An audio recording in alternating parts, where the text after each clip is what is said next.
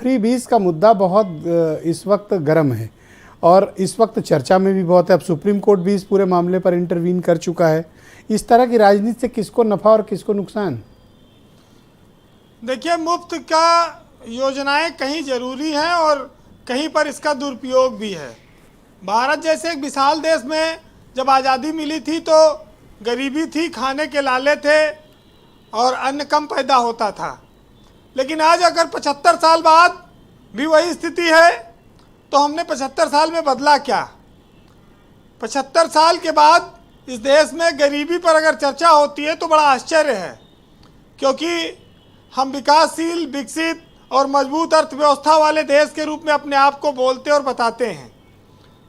जिसे आप आज मुफ्त का माल कह रहे हैं, रेवड़ी कहते हैं, उसे हमारे गांव में लोग खैरात कहते हैं। और खैरात जो होती है वो खुददार आदमी नहीं लेता। एक ज़माना था बुज़ुर्गों का जो मुफ्त में, खैरात में मिली हुई चीज़ों को स्वीकार नहीं करते थे। लेकिन हमने तरक्की की, पैसा कमाया, पढ़ाई की, लेकिन हम मुफ्त का माल छोड़ने को तैयार नहीं हैं। कोई टिकट नहीं छोड़ता, कोई मुफ्त का खाना नहीं छोड़ रहा है, कोई सब्सिडी नहीं छोड़ रहा है। पहले बात होती थी किसानों के कर्जे माफ़ी पर। जब हम लोग छोटे थे तब यही एक बात, नारा चुनाव में लगता था।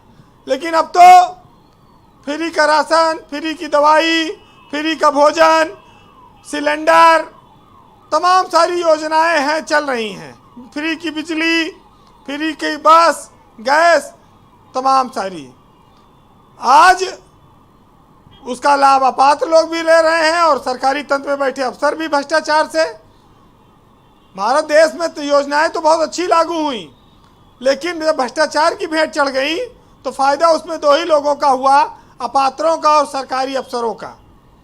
तो हम लोग ये जानते हैं कि कोई चीज़ मुफ्त में नहीं मिलती, उसकी हमको कीमत चुकानी पड़ती है। मुफ्त का माल खाली एक आदमी को फलता है, वो नेता को।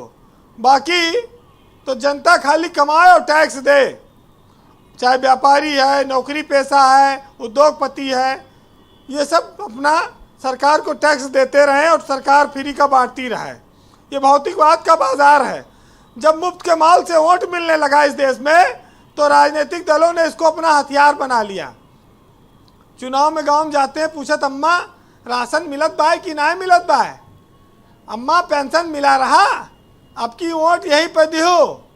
तो जब ये हथियार बन गया हमारी योजनाएं, तो लोग, संपन्न लोग भी ले रहे हैं और जो गरीब पात्र थे वो तो बेचारे मान लो पौते हैं। जब इस देश में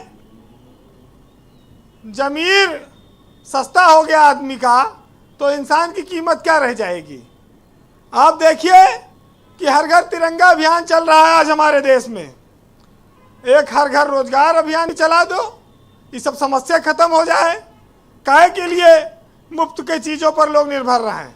लेकिन अब चुनाव लड़ना है सबको, सब अपना अपना वादा लेकर आएंगे। अभी 2024 में चुनाव आएगा तो देखिएगा। लेकिन जो गलत है उसका विरोध होना चाहिए, और जिसने विरोध किया, इतिहास उन्हीं का लिखा गया, टकराने वालों का, तलवा चाटने वालों का इतिहास कभी नहीं लिखा गया इस देश में। तो कोई ना कोई आएगा आगे इस देश में एक दिन और वो इस चीज़ को आगे लेकर जाएगा। ब्रजेश जी, वीरेंद्र जी, हम उस व्यवस्था में चले गए जहाँ खटिया पे परे परे सब मिले और मुफ्त के खाओ। तो हमारे फैजाबाद में एक शायर थे, रफीक सदानी, उन्होंने खटिया पे परे रहो पे बड़ा अच्छा लिखा है, उसको थोड़ा सुनिएगा। आज आपके बड़े फेवरेट भी रहे हैं। हाँ, तो कहा कि हम पुण्य की हा तुम पाप की हो, हम भजन तू फिल्मी जाप की हो, और गुंडई में काली स्टाप की हो, जो मन में आवे करे रहो, और तुम पढ़ाई से अच्छा घरे रहो, चाहे खटिया पे परे रहो। कहीं तुमसे अच्छा रघुआ हरिजन, डिग्री पाइस आधा दर्जन, अस्पताल में होएगा सर्जन, और तू ओकरे छोकरे तरे रहो, और तुम पढ़ाई से अच्छा घरे रहो, चाहे खटिया पे परे रहो। तो सब खटिया की माया है। बहुत शुक्रिया वीरेंद्र जी, आपका बहुत बहुत धन्यवाद, बहुत शुक्रिया।